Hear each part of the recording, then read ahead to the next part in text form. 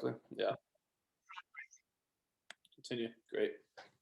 All right. Welcome to the Serie 3 Meisterschaft. I am here with Shane Ryan, and we are going to be welcoming Jeremy Weissman in a minute to have his go at the Serie 3 title. Shane, how are you feeling about it? I'm feeling good, Bobby. I appreciate you letting me jump in. Jeremy's a friend of ours. What Jeremy doesn't know is that Ryan Minogue has already gone in this division and put up the best score of the entire Meisterschaft. We're in Serie 3, as you mentioned. We've had 4 Premiership people go. 7 out of 10 is the best score from them. Ryan put up, 9 out of 10, right? He did. It was an impressive performance. So we will see if Jeremy can match or exceed that here. Yeah. And we are going to bring him in now. And we will see what he does with these questions. Bring him on in. Jeremy, welcome. How are you feeling this evening? I'm feeling great, Bobby. I'm excited to do this. I feel lucky to be here. I feel like I'm strong in about half the AST categories, but sort of mediocre in the other half, and it's going to take some lucky breaks, I think, in the way that these questions have been set for me to be a contender here, but I'm glad to have the chance. Jeremy, you're in your second fortnight, already made the Meisterschaft, which on one hand is great, but of course, AST history is full of child stars who imploded later in life. Drugs, abuse, everything. Are you at all worried that this is too much too soon? I'm mostly worried about moving up to the second division next year and getting my ass kicked in 7 or 8 of those matches. So I think a lot of the child stars are simply facing tougher headwinds as they progress. That's right.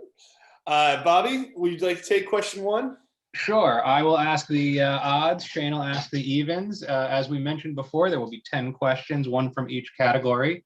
And if you are ready, off we will go. Yes, let's please do it. Question 1. Name the player who holds the single season MLB record for most RBIs in a season. This player's first name is a slang term meaning swing. This would be Hack Wilson. It is, in fact, Hack Wilson. 1 for 1. Well done, sir. Thank you. Rapid fire. Here comes number 2. Among the many divisions of karate are Kihon, meaning basics or fundamentals, kata, meaning forms, and what other word, which means sparring? And I've also seen grappling as the definition for this one. Okay. I could waste 90 seconds of our lives here and probably come no closer to getting this. So I'll just give myself a few seconds to get a burst of inspiration, but I'm not going to get this one, I don't think. Take your time. 90 seconds are there for a reason if you want them. Appreciate it. Kata Kihon. I don't think I've ever heard this or never really recalled it.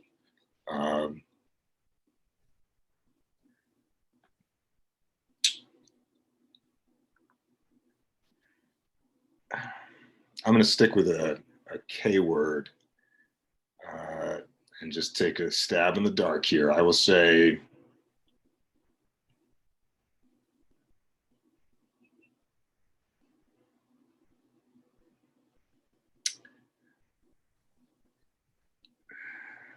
.30 seconds. I would say Koopa. Your logic was correct. Unfortunately, the word was not. It was kumite, or I think it's also pronounced just kumite in America. So. Oh yeah, there may be a movie of that name that I should have known about. The only way I knew that and wrote it was because it was one of the divisions in the new Olympic sport of karate. But otherwise, yeah, it's pretty obscure. Gotcha.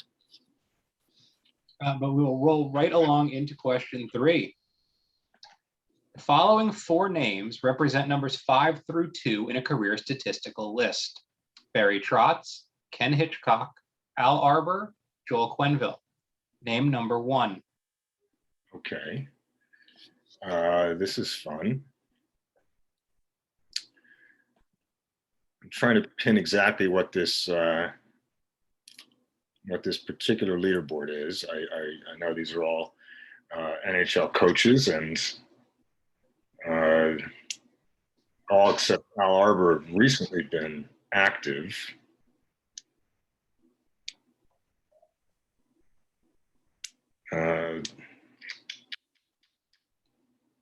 don't know that they all have the St. Louis Blues in common.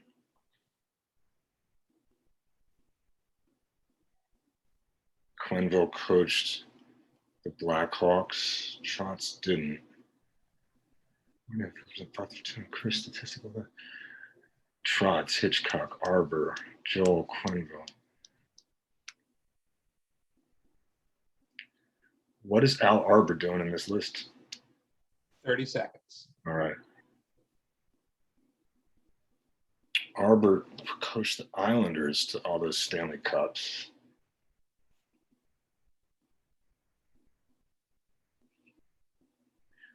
Well, I don't know if I'm going to get there. Yeah, we need an answer in 10 seconds. When it's NHL coaches, and I'm not sure otherwise, I just go with Scotty Bowman. That was a very good name to go with. He is the winningest coach of all time, and that is the correct answer. Okay, very good. Well done, Jeremy. Feel guilty about that one, but I'll take Took the whole 90 seconds and got there. The whole 90, you got it. You needed the whole 90. All right. Well done. 2 for 3. Question number 4 coming at you. What game played in an alley is featured in the first scene of the first episode of The Wire? Okay. And I just made a Wire reference to you, and I know the scene, and I'm trying to think if the game has a specific name that I'm blanking on.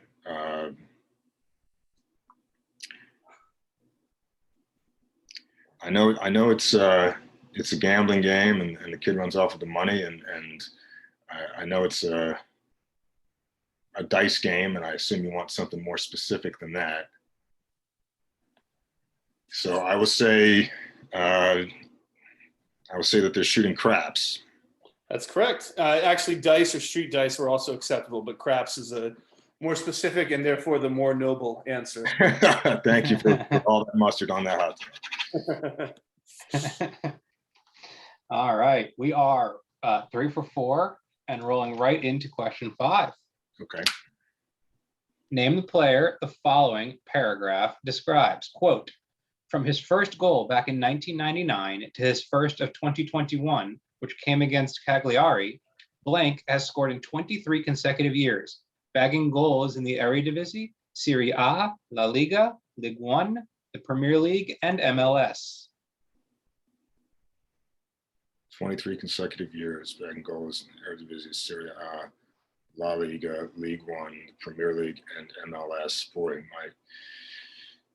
my U.S. soccer is even shakier than my global soccer. Should be able to get this. 23-year career, started in the Netherlands, moved to Italy, moved to Spain, played in France, then went to England, and is now in the U.S. Who are the big stars in the U.S.? I'll just say, no, I won't say anything.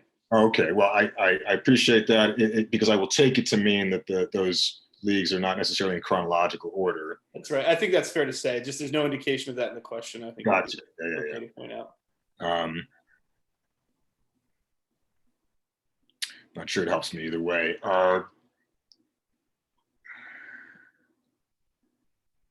30 seconds.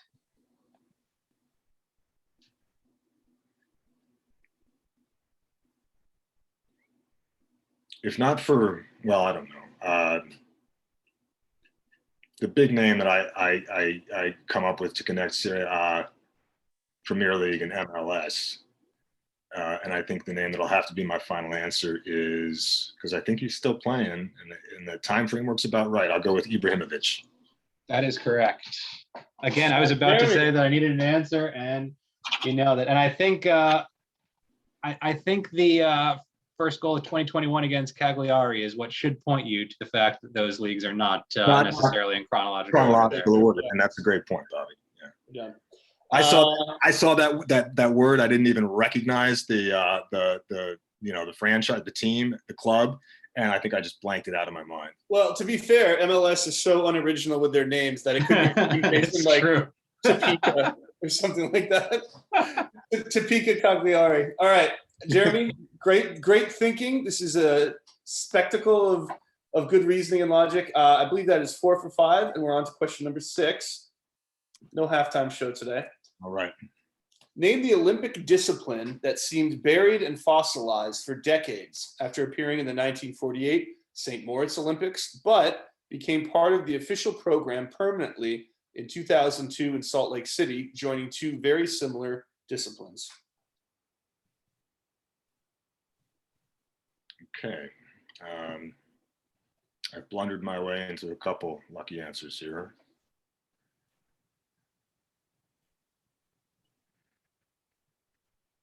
Joining 2 very similar disciplines. I think I know you, Shane. There's something in this buried and fossilized. Something there for me. If I can just excavate it. Like this. The Olympic discipline that seemed buried and fossilized for decades. Some kind of,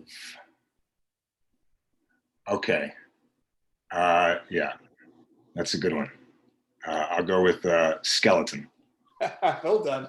Yes. Enjoying bobsled and luge. Yep. Similar disciplines. Well done. Good reasoning, good thinking. Again, this is a masterclass so far. Right on track to do very, very well here. We are now, if I'm counting correctly, I believe we are 5 for 6 as we roll right into question 7. Mm-hmm. The Pittsburgh Steelers have met the Dallas Cowboys in 3 Super Bowls. In those 3 games, a total of 4 different quarterbacks threw a pass, 2 from each team. Name them all. Huh. That's fun.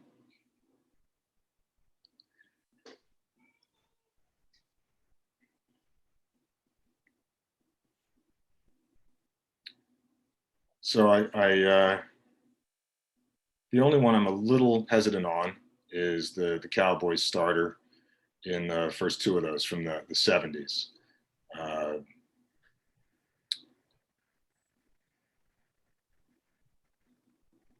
But I'm confident, so I will lock in as my answer Terry Bradshaw, Roger Staubach, Troy Aikman, and O'Donnell. That is all 4 of them. Done. Neil O'Donnell has been the tricky one there. Yeah, I was going to say, when you said you were unsure about one in the 70s, I was like, well, if he knows the ones from the 90s, I have a good feeling that he might get this question correct. He's going to get the Staubach. That's right. Yeah, I figured it was Staubach. And I think I got lucky on this one because Neil O'Donnell was a sort of local boy from Morris County, New Jersey. So his career was always looming large in my childhood. I've asked people this question. I'm 38, and I remember the Super Bowl watching it as a kid. I think I'm right at the cutoff. I've talked to people who are 33 and 34, and they're like, I have no idea. Cordell Stewart. And the memory line is just like right after me. I will be 37 a week from tomorrow. And when I read through these questions, I remember watching the Super Bowl, and for the life of me could not have told you who the Steelers quarterback was. Those are like those Super Bowls. So I have a very, very, very vague memory of Washington winning the Super Bowl when I was 4 years old in the late 80s. My first vivid football memory is the Mark Rippon, the 1991 Super Bowl. And then this was actually after that. So. I know that. No. So I'm saying, so after that, I start to remember the Super Bowls, but the memories of the specific players is still, if it wasn't Washington, it's still a little vague for me in the early to mid 90s. No, I dig it. I dig it. And I know I won't take up too much of our time here because I know we're recording and this is entertainment showbiz kid, but the first Super Bowl I can remember watching at all was we moved from Canada to the States. So my first January in the US was the culmination of the Chicago Bears 85-86 season. And there was just so much energy around it. I didn't know the game of football at all. I'd never seen a game of football, but I knew the Bears were this rising force in the American sporting scene. The first Super Bowl I remember watching with any comprehension was that '87 Doug Williams team that just dismantled the Broncos in the first Four touchdowns in the second quarter. in the second quarter. In the first half, just unbelievable. And then Timmy Smith running for 200 plus yards in the second half as they were salting the game away. Unbelievable game. Very vague memories of where I was when it happened, but I've watched it many times since. Very good. Very good. All right, Jeremy, you're doing quite well. You are now 6 for 7. We're on to question number 8 in a Meisterschaft that has become a podcast. Here we go. Name the only national team to have won more than 2 women's field hockey World Cups. This team, with 8 total titles, including the last 2, is overwhelmingly the best national program in the sport's history. I am kicking myself so hard right now. Chris Wurst has been, this counts for my time, Chris Wurst has been waging a campaign of psychological terror against me for the last several days. And I've been asking him just like, genuine questions, like what should I expect? And he's like, I don't know why I'm helping you. And I was like, well, I'll help you. Shane's going to ask a question about women's field hockey. You wait and see. And I was just trying to throw him off the scent, and I didn't do any freaking reading about it. But here it is. I think that because I knew a Dutch field hockey player who had been hotly recruited at Princeton when I was there, I have to assume if it's not the United States that, and I don't think it is, that maybe Aviva Meerschaum, this is for you. I'm going to say the Netherlands. Jeremy, I'm sorry for your competition because that is correct. Thank you, Aviva. It is 100% not the United States. I can tell you that with a lot of certainty. Okay, Jeremy. Wow, 7 for 8. 7 for 8. Two more. No shitting. That's actually correct. That is actually correct. Yes, yeah, that's 100% correct. The Dutch are very good at field hockey. Yeah. Question number 9. John Feinstein's book, The Punch, One Night, Two Lives, and the Fight That Changed Basketball Forever, is named for an incident involving which 2 players? Basketball, I think, is my best category, and I'll go ahead and lock in Kermit Washington and Reed Tomjanovich. Right, no wasting time on this one. Just right to the answer and right to the correct answer to go 8 for 9 heading into the final question. All right, listen, normally I wouldn't do this. I would let people complete the Meisterschaft with no outside information, but I'm going to set the table, and I think you're going to be okay with that, Jeremy. First of all, we're in Serie 3 right now. I've done a bunch of premiership. We've got, probably like 35 people have gone so far across all the divisions. Nobody except one other person has gotten 8, and you've already got 8. So you would be leading the premiership. You would be leading in Liga 2, any other. Just so happens that Ryan Minogue in Serie 3 he got 9 out of 10. So your thing here is to tie him in what will surely 100% be a shared Meisterschaft. Now, I also want to say that before we started recording, Jeremy, you said that in the last Meisterschaft, you knew there was a tennis question, and that meant that there had to be a golf question coming up, and that you hated golf, and that there was no way you were going to get it. And buddy, question number 10, are you ready? Yeah, lay it on me, Jack. Essentially for the Meisterschaft, here we go. There are exactly 8 golfers from an African nation who have won a major championship in men's golf. 7 of them are from South Africa. Name the 8th, and your free hint is that Fiji is a part of Oceania, not part of Africa. Okay, so I guess that hint eliminates Vijay Singh, who probably would have come to mind on the Indian Ocean side of things. I actually know several South African golfing names, not just Ernie Els of Crossword fame, not just, I believe, the great Gary Players from South Africa.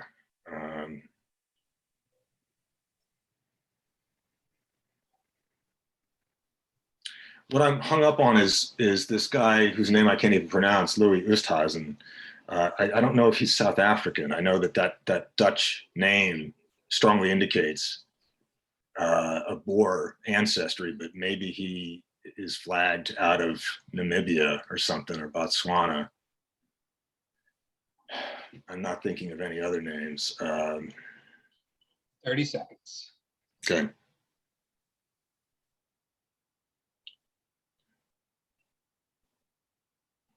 Where else? Gosh dang it.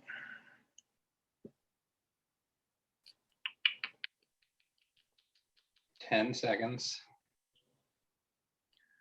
I'm not catching a miracle here. So I'll just hope that he's not actually from South Africa and say Louis Oosthuizen. Yeah, Jeremy, unfortunately, your reasoning was right. That Dutch ancestry does indicate that he's from South Africa. This one was Nick Price from Zimbabwe.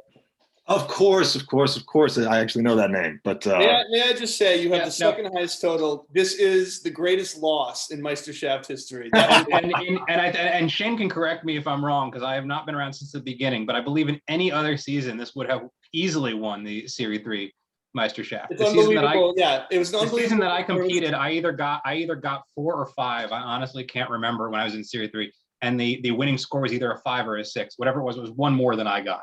Well, it's funny because Bobby and I were talking. We said, well, this is going in the scrap heap because there's no way anybody's getting 9 out of 10. And you gave it a run. That was You awesome. really did. Yeah. I really should have gotten Price because I do remember him and what it looks like. But Worst and I, when we were handicapping this, he said, I think the only guy who's a threat might be this Kyle Minogue. I think his name's Kyle. Ryan. Yeah. So, I apparently I can't get him out of my head. That's why I think Kyle. I think we should run it. I think we should publish this because this was a terrific Meisterschaft performance, regardless of win or loss. I will hang on to it, and at the end of the week we will figure out what's going to happen. But that was impressive. Thank you.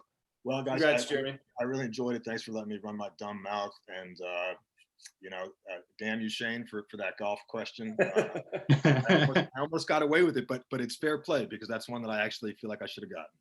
Yeah. Well, great job, and that was really fun. All right, thanks, guys. I appreciate your time. Bye.